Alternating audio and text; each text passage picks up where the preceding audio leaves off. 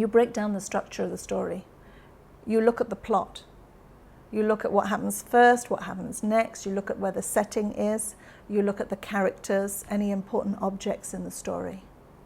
And you actually have to imagine them. You have to, I suppose it's a little bit like the way an actor would prepare for a character. You have to really get to know the characters in the story.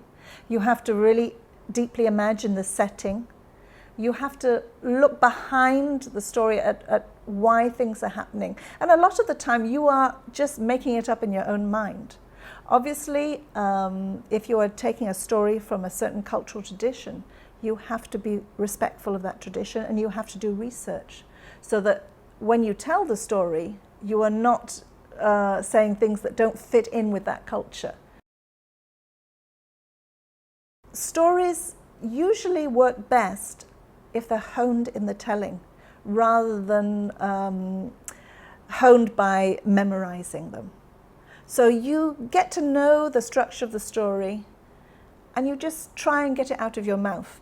And the first time you tell it, it might not come out very well.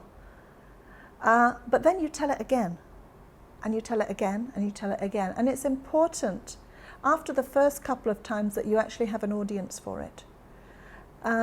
Because storytelling is a dynamic process between the audience and the teller.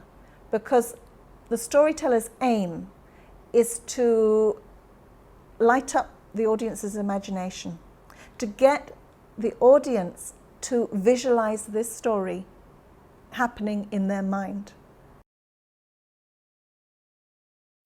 When you tell the story maybe for the second or third time, when you've told it for the 20th time, it might be a completely different story. The structure will still be there. It will still have more or less the same plot, but you will have added details. You have taken away some details. The characters may have grown they will be fuller, more richer in some ways, because you've got to know it better.